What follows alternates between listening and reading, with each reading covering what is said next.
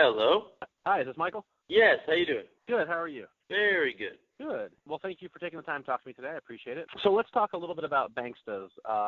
So for the people who aren't familiar with the film yet, why don't you just tell us a little bit about the film and about your role in it? Bankstas is about two childhood friends, Neil and Isaac, who are graduating from college, and they're finance kids, and they get this amazing opportunity to work for this huge finance firm, only to discover that they're going to debunk a lot of students through shady student loans, not unlike what's happening today in the real world, and also sort of, what they were doing with mortgages pre-2008. And so they kind of discover this and have to figure out how to foil the boss man. And it actually, covers some really big economic and social issues, but at its core is a buddy movie, and it's actually very funny. I play Neil, who wears a lot of bow ties, and he's a bit of a wallflower, but very bright, and has a good heart, and he's going to do what's right. And you mentioned that it's a comedy, but it has all these big issues. That's actually something I wanted to ask you about, because I thought that the sort of topical nature of it, but still being a comedy, was part of what made the film work so well. Is that part of what attracted you to the role?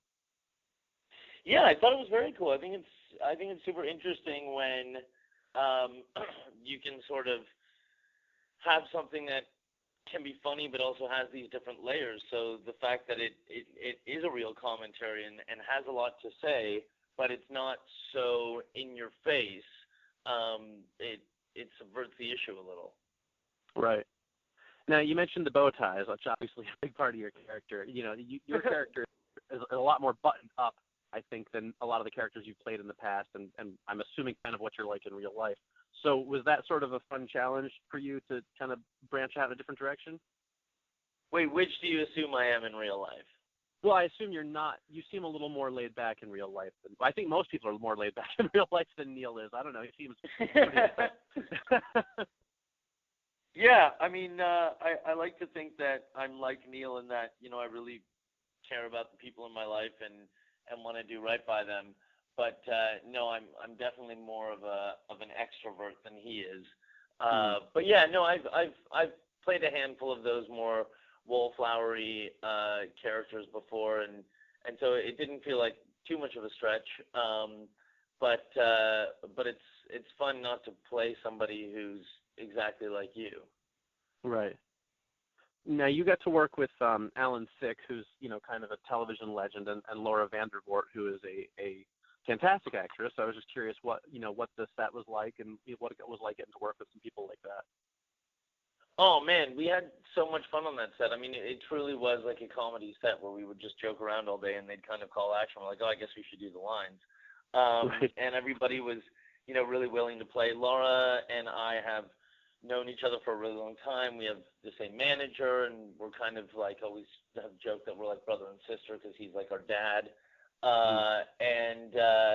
So it was great to actually finally get to work with her. And then Joe Dinical and I had worked together on Life with Derek, but never really got to know each other. And then we very quickly became best buds on the movie, and just became drinking buddies every night. And yeah, it was super fun. Cool.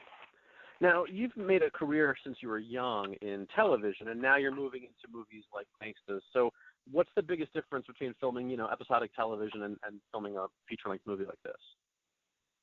I think from an acting perspective, the challenge with a film is, the script is that much longer, and you need to sort of track where the character is going. When people see a movie, they want to see the growth of a character and have them start in one place and end in another, and you kind of have to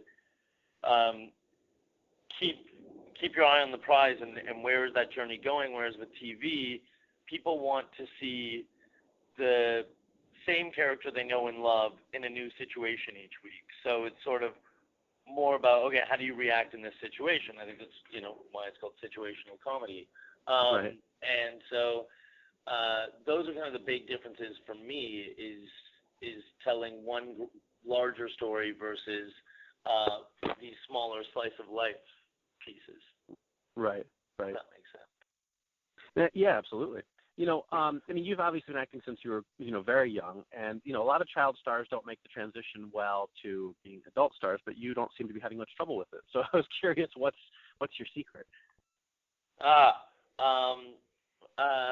lots of child stars become crazy psychos from people telling them yes all their lives, and then they become nightmares to work with. And Right. I believe in being a good person to work with, and working hard and working well with others. I think Right. maybe that it comes down to that mostly. Yeah, definitely. And speaking of, you mentioned Life with Derek, of course. I have to ask you about that. You were the title character, and the show still seems to have a very devoted fan base. So what was your experience with that whole, thing like? The whole experience with the show in general. Yeah, the show itself, how did it, kind of shape you and stuff like that?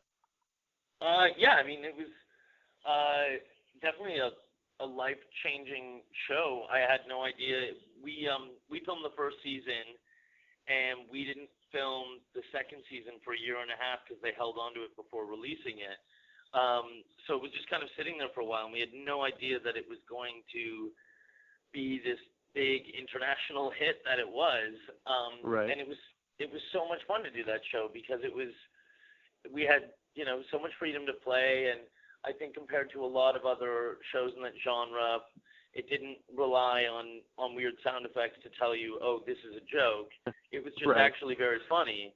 And I mean, lifelong friends. I just directed my first feature film that Ashley Leggett, who played Casey, was one of the stars of. Cool. And I mean, it was one of the best experiences of my life making that show. Great. I always like to ask at least one kind of offbeat, goofy question. Are you game for that?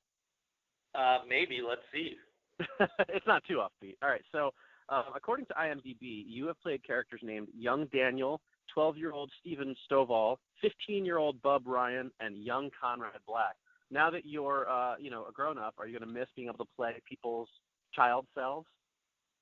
What's funny is I only know what two of those roles were.